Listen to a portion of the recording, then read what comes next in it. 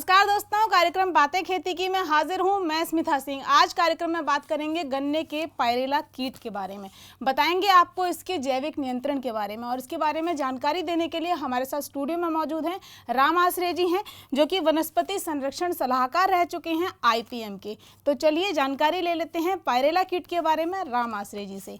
Sir, सबसे पहले बहुत बहुत स्वागत है आपका स्टूडियो में। नमस्कार जी। और सर, सबसे पहला सवाल मेरा आपसे यही है कि पायरेला कीट जो होता है, जो गन्ने में लगता है, इसका स्वभाव कैसा है? देखिए, गन्ने में जो पायरेला कीट लगता है वो एक प्रकार का चूसक जीव है। चूसक जीव से मतलब है शक करने वाला जी। वो गन्ने की पत्तियों का रस चूसता है जी। जिससे रस चूसने से गन्ने की जो पत्तियां हैं वो पीली पड़ जाती हैं। जी। बाद में इनकी संख्या बहुत बढ़ जाती है तो सारी पत्तियां पीली पड़ जाती हैं। पीली पड़ने के बाद फिर उसमें ये साथ साथ अगर इनकी पॉपुलेशन बढ़ती गई, गन्ने के पायरेला की पॉपुलेशन बढ़ गई, तो एक वो चिपचिपा पदार्थ जिसको हम अंग्रेजी में हनी ड्यू कहते हैं, हनी ड्यू सीक्रेट करता है। और उस हनी ड्यू के ऊपर चूँकि वो चिपचिपा होता है तो बहुत सारे फंगस अटैक कर जाती है, फफूंदी उसमें अटैक कर जाती है, जिससे जो गन्ने की पत्तियां हैं वो काली पड़ जाती हैं और कई बार वो गिर जाते हैं। तो इस तरीके से इसका चूसक जीव है और ये गन्ने की पत्तियों का रस चूस करके उनको काला कर देता है। पहले पीला करता है, पीले के बाद उसमें हनी ड्यू सीक्रेट होता है जिससे वो काली पड़ जाते हैं। सर, इससे चूसने से शुगर रिकवरी भी कम हो जाती है। तो ये गन्ने को भी असर पहुंचाता होगा? हाँ, शुगर रिकवरी कम होती है। सर, पायरेला कीट जो है, इसका जैविक नियंत्रण किस प्रकार से किया जाता है? और सबसे पहले मैं ये आपसे जानना चाहूँगी कि जैविक नियंत्रण है क्या? जी हाँ, बहुत अच्छा सवाल किया। एक जैविक नियंत्रण जैसा कि हमने बायोलॉजिकल कंट्रोल बोलते हैं। जी। तो बायो का मतलब जीव, जी। कंट्रोल का मतलब नियंत्रण करना। तो जीव को जीव से कंट्रोल करना, जब कभी किसी कंट्रोल ऑफ बायोटा या living thing by means of living thing, मतलब हानिकारक कीट को किसी कीट के जरिए के द्वारा ही हम कंट्रोल करते हैं, तो उसको जैविक नियंत्रण कहते हैं, कहा जाता है। या किसी भी नॉट कीट के अलावा के बहुत सारे जैविक जीव होते हैं, बहुत सारे जो कीट नहीं है। जाल मान ली मकड़ी कीड़ा नहीं, कीट नहीं है, इंसेक्ट नहीं है, लेकिन वो जीव है, वो बहुत सारे कीटों का नियंत्रण करती है, तो मगर वो उसको हम जैविक नियंत्रण कहते हैं। तो किसी भी जीव का अगर आप जीव के द्वारा कंट्रोल करें, नियंत्रण करें, तो उसको जैविक नियंत्रण कहते हैं। अब सवाल दूसरा आपका है इसमें कि पायरेला का जैविक नियंत्रण कैसे करते हैं। अगर हम कभी गन्ने के खेत में जाएं तो उस गन्ने के खेत में कई प्रकार के लाभदायक जीव, ऐसे जीव जो हानिकारक जीव को कंट्रोल करते हैं, उनका नियंत्रण करते हैं, उनको किसान फार्मर्स फ्रेंड कहते हैं, या हानिकारक जीव के प्राकृतिक शत्रु कहते हैं, नासी जीव के प्राकृतिक शत्रु कहते हैं। तो अगर आप किसी भी गन्ने के खेत में जाएं तो उनमें कई तरह के हमें प्राकृतिक शत्रु, पायरेला के प्राकृतिक शत्रु मिलेंगे, जो किसानों के लिए फ़ायदा है, जो पायरेला की संख्या को नियंत्रण करने में सहायक होते हैं। इस प्रकार से अगर हम देखें तो सबसे पहले अगर एग पैरासाइट जिसको कहते हैं, अंड परजीवी, यानी वो पैरासाइट, वो चीज़ पैरासाइट उसको कहते हैं जब कोई जीव किसी जीव पर search of food material, completion of its life cycle और शेल्टर, 3 चीज़ों के लिए निर्भर करता है, तो उसको पैरासाइट कहते हैं। लेकिन पैरासाइट की एक और ख़ास बात होती है कि parasite never intend to kill its host, यानी पैरासाइट की इच्छा नहीं होती है कि उसका होस्ट मर जाए, मगर वो उसके इफेक्ट से वो कई बार मर जाता है।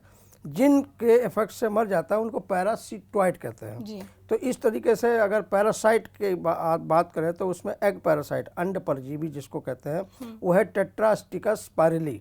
टेट्रास्टिकस पायरेली जो है अंडों का परजीवी है और वो अंडों को, पायरेला के अंडों को पैरासिटाइज करता है।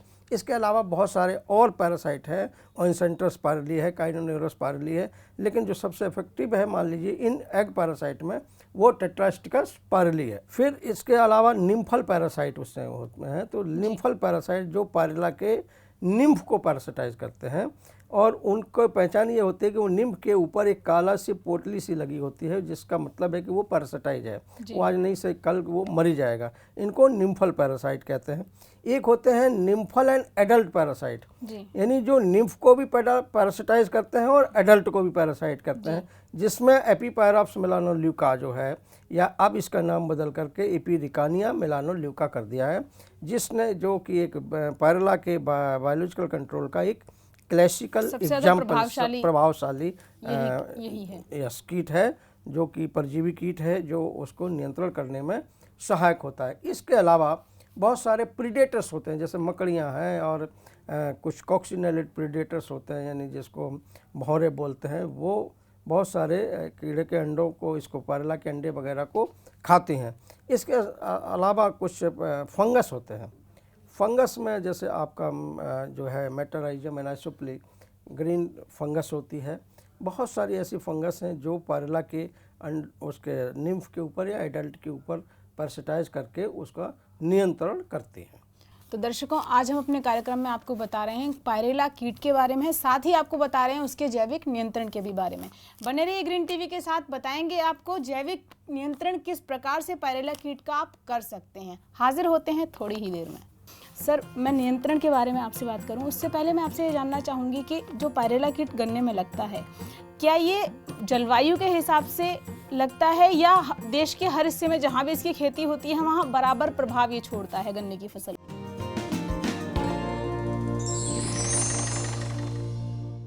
ब्रेक के बाद एक बार फिर स्वागत है आपका ग्रीन टीवी के कार्यक्रम बातें खेती की में, जिसमें आज हम बात कर रहे हैं पायरेला कीट के बारे में, जो कि गन्ने में लगता है। आगे बढ़ते हैं और बात कर लेते हैं इसके नियंत्रण के बारे में।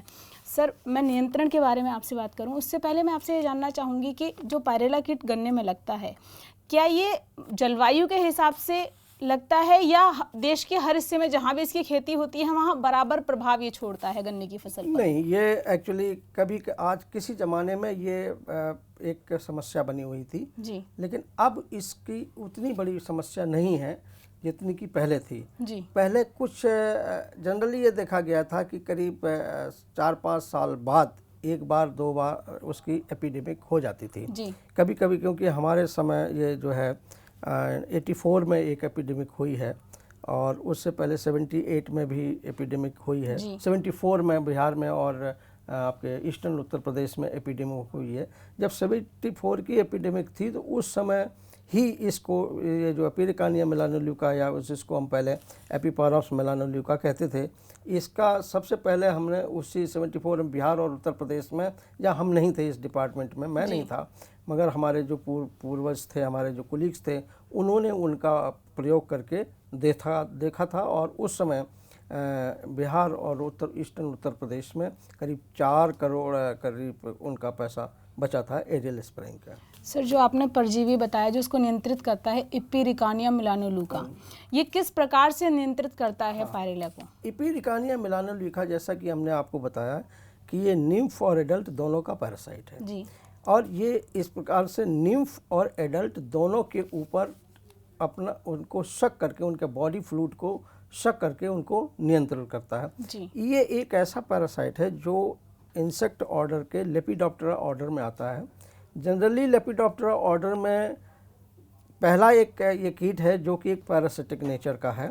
ये एक काले रंग की एक तितली होती है जी। ये तितली इमर्ज होने के बाद, अपने कोकून से निकलने के तुरंत बाद, जो ये पत्ती की जो मिड सिरा, मिड रिब कहते हैं, उसके पास अंडे देती है जी। और एक अंडे में अगर एक्चुअली इसकी जो फैकेंडिटी है 600 से लेकर के 1600 अंडे तक देती है अपनी लाइफ में एक फीमेल जी। और उसका जनरली हमने एवरेज निकाला है कि वैसे ज़्यादा भी होते हैं, लेकिन एवरेज हम इसको 400 अंडे एक क्लस्टर में, एक गुच्छे के रूप में देती है। एक क्लस्टर में लगभग एवरेज हम 400 अंडे इसको मानते हैं। इन अंडों का जो लाइफ साइकिल है वो करीब 1 हफ्ता होते हैं जी। 1 हफ्ते से 8 से 10 दिन तक बाद उसको, अगर क्लाइमेटिक कंडीशन सही है, अगर ज़्यादा सर्दी वगैरह है तो थोड़ा सा एक्सटेंड कर जाती है, लेकिन इसका 1 हफ्ते तक इसकी एग स्टेज में रहता है। कैसी क्लाइमेट कंडीशन होनी चाहिए नहीं, इसके लिए? एक्चुअली इसको अगर सही देखा जाए तो ये जो मानसून सीजन है आपका, ये सबसे बेस्ट सीजन है। जुलाई के महीने में सबसे ज़्यादा मल्टीप्लिकेशन एपीपायरप्स का होता है जी और साथ साथ पायरेला का भी मल्टीप्लिकेशन होता है, दोनों चीज़ें होती हैं। जी तो इसके अलावा जब उसका 1 हफ्ते की जो इसका इंक्यूबेशन पीरियड है, इसके बाद उसमें से एक सफ़ेद एक लार्वा निकलता है। वो लार्वा पहले पीले रंग का होता है, बाद में जो है वो पहले पिंक रंग का होता है, फिर पीला बन जाता है, जी और वो लार्वा वाइट, बाद में उसको वाइट बन जाता है।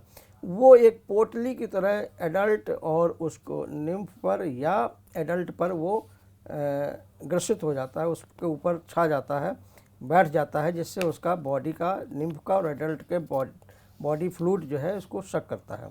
और फिर वो लार्वा जब मैच्योर हो जाता है, तो मैच्योर होने पर वो लार्वा जो है उसको एक सफ़ेद कोकून के रूप में बन जाता है। वो सफ़ेद कोकून पत्तियों के ऊपर बन जाते हैं जी और उनमें से एक कुछ दिन बाद जो है इसकी उसमें से ब्लैक बटरफ्लाई निकलती है। तो जिनका रिलीज़ करने का तरीका तो इसका यही है कि इसके जो कोकून बनते हैं या एग क्लस्टर्स होते हैं, उनको जहाँ पर ये बहुत ज़्यादा तादाद में होते हैं वहाँ से इकट्ठा किया जाता है जी और उनको आइस बॉक्सेस में ले जा करके, और ऐसी जगह पर जहाँ पर ये पायरेला की समस्या होती है और इनकी संख्या नहीं होती है, उसको छोड़ा जाता है। सर, क्या इस परजीवी को प्रयोगशाला में तैयार किया जा सकता है? देखिए साहब, परजीवी को प्रयोगशाला के लिए उस वक्त हमने बहुत कोशिश की। मैं उस समय नवसारी के एक एग्रीकल्चर यूनिवर्सिटी नवसारी के कैंपस में, Junagadh actually Gujarat agriculture university के नवसारी कैंपस में मैं खुद गया था। और डॉक्टर अरुण भाई साहब और उनके कोलीग्स जो हैं उस समय इसको कोशिश की थी कि इसको पायरेला को, इसको क्या कहते हैं, एपीपायरप्स मेलानोल्यूका को प्रयोगशाला में बनाया जाए, लेकिन इस पैरासाइट को प्रयोगशाला में पैदा नहीं किया जा सकता है। इसका एक ही तरीका है कि जिस एरिया में इसकी संख्या है वहाँ पर इसको पैरासाइट सेंचुरी बना दी जाए, यानी उसको संरक्षण किया जाए उसका उस एरिया में पूरे साल जी। तो जिससे कि कई बार इमरजेंसी में ऐसी टाइम पर जहाँ पर पैरासाइट जब नहीं होता है तो उसको उस पैरासाइट सेंचुरी से कलेक्ट करके और जिस समय जहाँ समस्या ग्रसित इलाके में इसको छोड़ सकते हैं। जी, तो दोस्तों आज हम आपको बता रहे हैं कि पायरेला कीट का जैविक नियंत्रण किस प्रकार किया जा सकता है और पायरेला कीट गन्ने को किस प्रकार से हानि पहुंचाता है।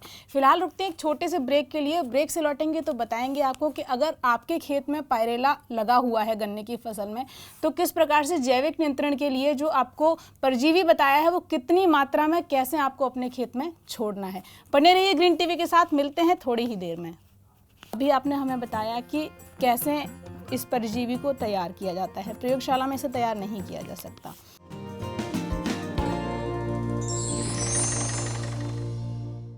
ब्रेक के बाद एक बार फिर स्वागत है आपका बातें खेती की में, जिसमें आज हम बात कर रहे हैं गन्ने में लगने वाले पायरेला कीट के बारे में और उसके जैविक नियंत्रण के बारे में आपको बता रहे हैं रामाश्रय जी।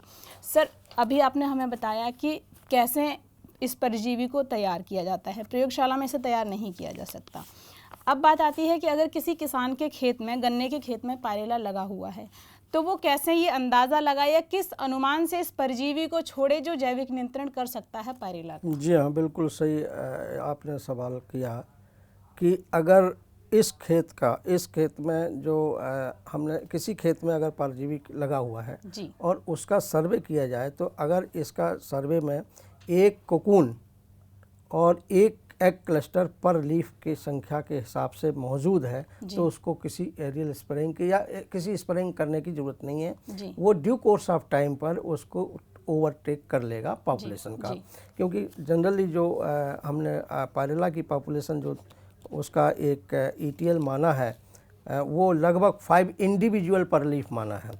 तो अगर एक कोकून और एक एग क्लस्टर, एक एग मास अगर उसमें है, तो वो ये समझा जाता है कि उसको कंट्रोल कर लेगा। अब सवाल ये है, आप किसान कैसे कंट्रोल करें? सपोज कर लीजिए, एक तो हमने पैरामीटर बनाया कि अगर आपके खेत में इतना है तो नहीं, इसकी ज़रूरत नहीं है, वो अपने आप ओवरटेक कर लेगा।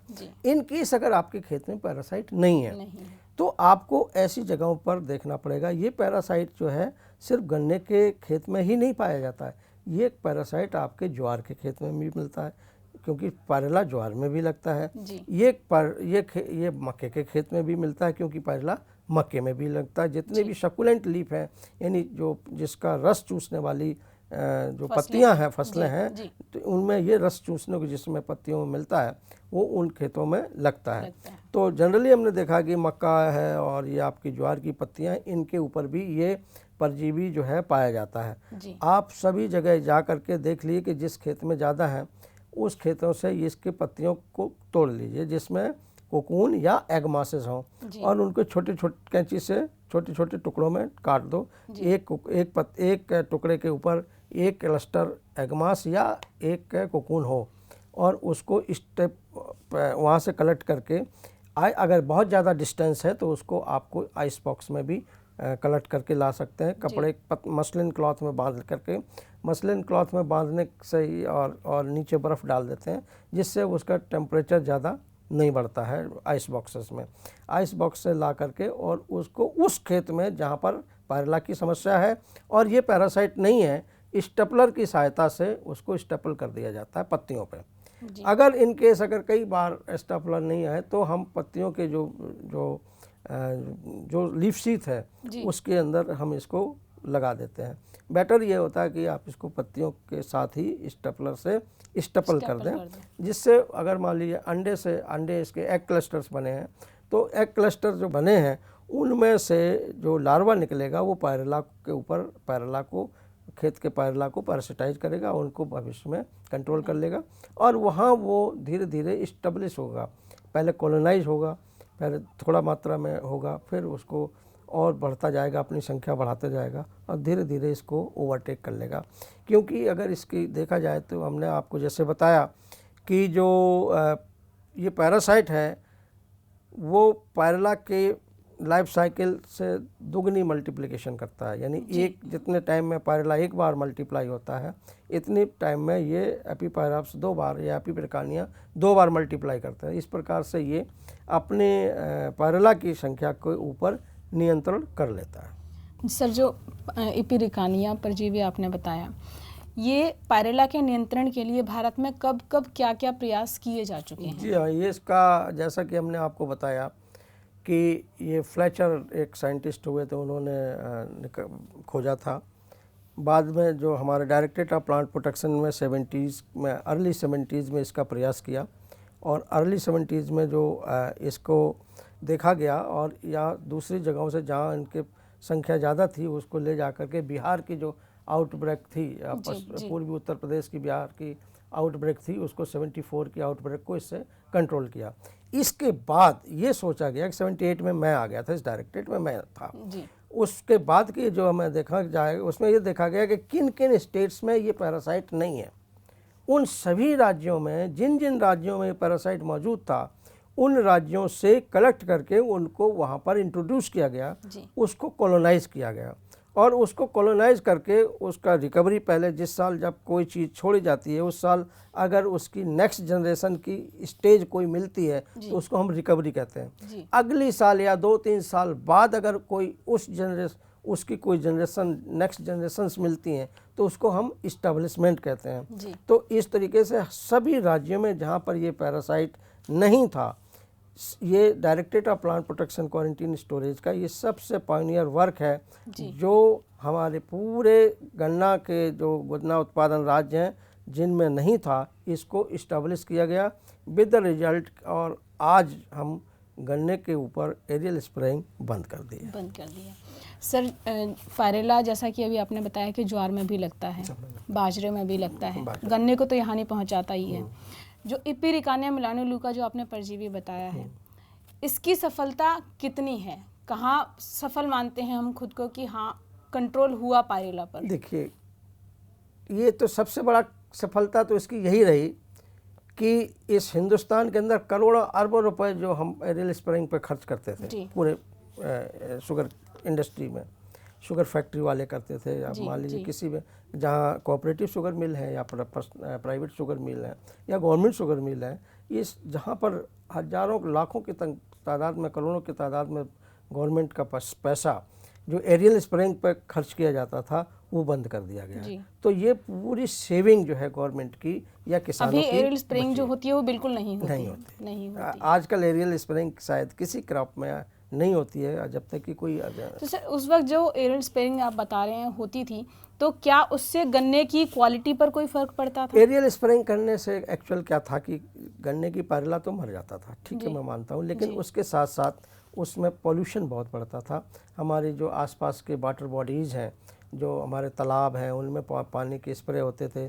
जो हमारे जो क्या नाम से जानवरों को चारे वगैरह हैं वो उनके ऊपर हवाई छिड़काव से और फसल पर भी हवाई छिड़काव होता था।